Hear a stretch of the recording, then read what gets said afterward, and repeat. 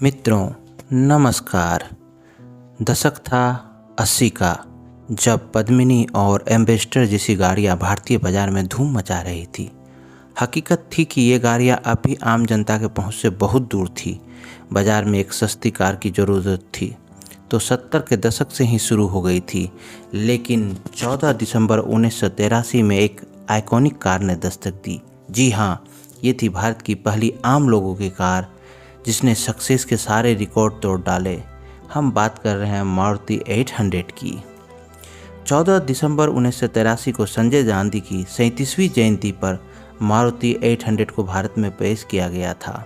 इसमें कोई शक नहीं था कि संजय गांधी भारत में एक सस्ती कार लाना चाहते थे और कहा जाता है कि मारुति उद्योग लिमिटेड द्वारा बनाई गई मारुति 800 काफ़ी हद तक संजय गांधी के दिमाग की उपज थी।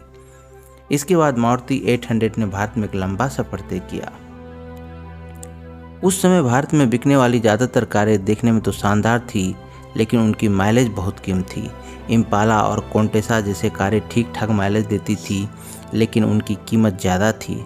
ऐसे में मारुति 800 कम कीमत में शानदार माइलेज वाली कार बनी। इसमें 796 सीसी का इंजन था, जो 3 सिलेंडर इंजन से लेस थी, और ये इंजन 38 पीएस की पावर और 59 न्यूटन मीटर का पीक टॉर्क जनरेट करने में सक्षम थी। 4 स्पीड गियर बॉक्स के साथ ये एम्बेसडर और पद्मिनी को ज़बरदस्त टक्कर दे रही थी।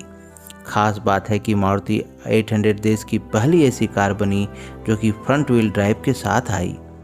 इस वजह से इस छोटी कार होने के बावजूद इसमें लोगों को बैठने के लिए काफ़ी जगह थी। इसकी खूबी की वजह से ये बहुत से परिवारों की पहली कार बनी।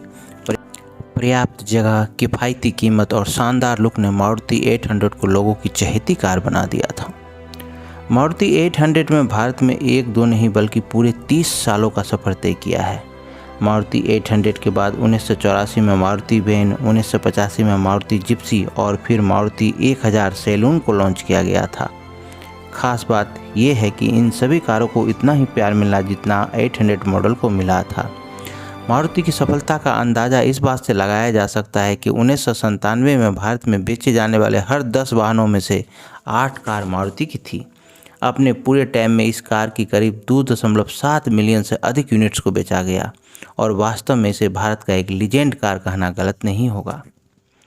क्रिकेटर सचिन तेंदुलकर के खुमार लोगों पर छा हुआ था। सचिन को क्रिकेट के अलावा एक और चीज़ का भी शौक था, वो था गाड़ियों की कलेक्शन का। मास्टर ब्लास्टर ने अपनी पहली कार के रूप में मारुति 800 को खरीदा, और इस खबर के फैलते ही मारुति 800 की बिक्री में ज़बरदस्त उछाल आ गया। हालांकि हर कार की तरह ही मारुति 800 का भी दौर ख़त्म होना ही था। जनवरी 18, 2013 में इस कार की आखिरी लाइनअप का उत्पादन किया गया। अपने 30 साल के सफ़र में मारुति 800 ने हज़ारों लोगों के कार रखने को सपने को साकार किया। आज भी जब देश की अपनी कही जाने वाली कार के बारे में बात होती है तो सबसे पहले तो मारुति 800 का ही नाम याद आता है।